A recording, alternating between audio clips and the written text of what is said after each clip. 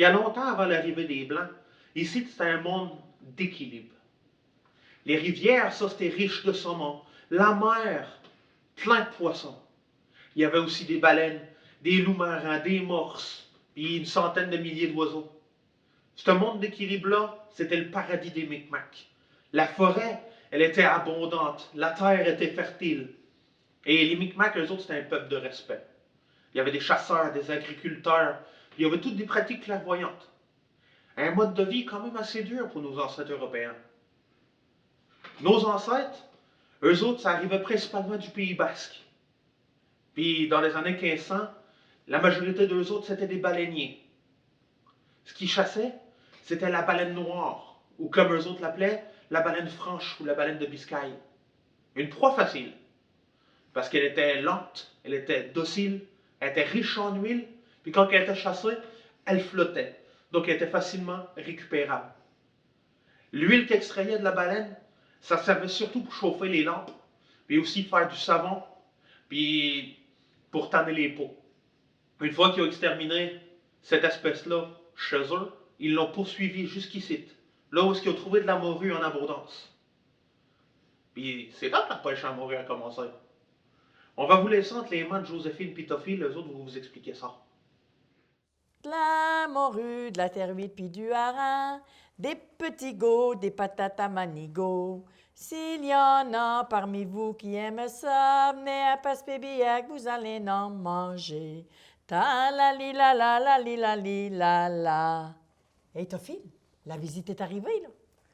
Ça donne bien, Joséphine. Je te juste en train de dessaler ma morue pour dîner, là. Encore chanceux d'en trouver de la morue, mon Tophile, hein? Parce qu'aujourd'hui, là, elle est encore plus rare que dans le temps de mon défunt père. Puis tu sais comment ce qui est mort, lui? Pauvre comme la Gaspécure, puis qui a reviré toute sa vie sur ses vignons. Mais tu sais, ma Joséphine, dans le temps, là, le monde est obligé.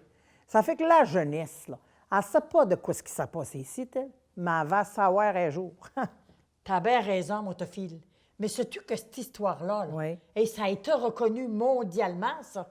Bien là, c'est pas si ça a été reconnu mondialement, comme tu dis, là, mais c'est que municipalement parlant, on en connaît un beau petit bout, nous autres ici. Puis c'est pas d'hier qu'elle se pratique, la pêche à la morue à Passepéa, là. Non. C'est pas d'hier que ça a commencé, ça. Ça, là, ça a commencé par les Indiens. Les Indiens? Ben, à vrai dire, là, c'est eux qui ont donné le nom du pays Tashkibiak, qui veut dire en Micmac « batture fendue par l'eau ». Oui, mais il y en a d'autres des plus crédules, là, qu'eux autres disent plutôt que c'est Ipsigiak. Ah, Joséphine, Quoi? te souviens-tu que ça veut dire, toi, Ipsigiak? Le barachois. Ah, le barachois, oui. Puis ça, c'est arrivé vers les années 1500, bien avant que Jacques Cartier découvre le pays au nom du roi de France. Les pêcheurs basques, normands, puis bretons, bien, ils sont venus pêcher par ici, eux autres. N'empêche que ça, c'est juste après la conquête, là, que la vraie pêche commerciale à la morue est venue s'installer ici, là, sur la batture fendue. Tophile. Quoi? C'est merveilleux à quel point qu'on connaît notre histoire. Oui, puis prends ton temps. Bon, laisse-moi parler de la prospérité, parce que vous allez voir que la faillite, elle va venir assez vite. Toujours que c'était un dénommé Charles Robert. Charles. Lui est arrivé ici en 1766 de l'île de Jersey dans la Manche. Bon, on sait ce que c'est, hein? Puis lui était venu en expédition de trait. Puis quand il a vu qu'on avait un très beau port naturel, beaucoup de poissons, il a décidé de s'installer par ici.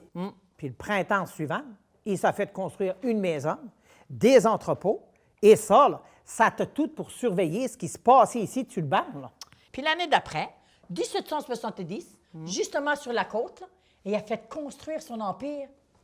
Il passait l'hiver avec nous autres à Passepébiac. Hein? Puis en 1774, il a fait venir de Saint-Servant et de Saint-Malo un groupe de réfugiés acadiens. Des Acadiens à Passepébiac. Il y avait petit bras. Il y avait un bateau avec des hommes dedans, là, puis il y en avait 80 Acadiens. C'était des Acadiens qui avaient dans ça.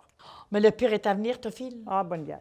1776 et la guerre d'indépendance. Ouais. Et les corsaires américains, là, ils ont tout détruit sur leur passage. Tout à net. Même les bateaux à Charles Robert, là. Lui, il a dû s'enfermer dans son office de l'autre côté. Puis ils ont même volé ses boucles en argent de ses souliers. Il y a eu assez peur, le grand seigneur, là, qui est retourné chez lui en 1778. Puis juste pour en revenir 5 ans après. Moi, j'ai 79, pas été à l'école longtemps. 80, 80. Hein?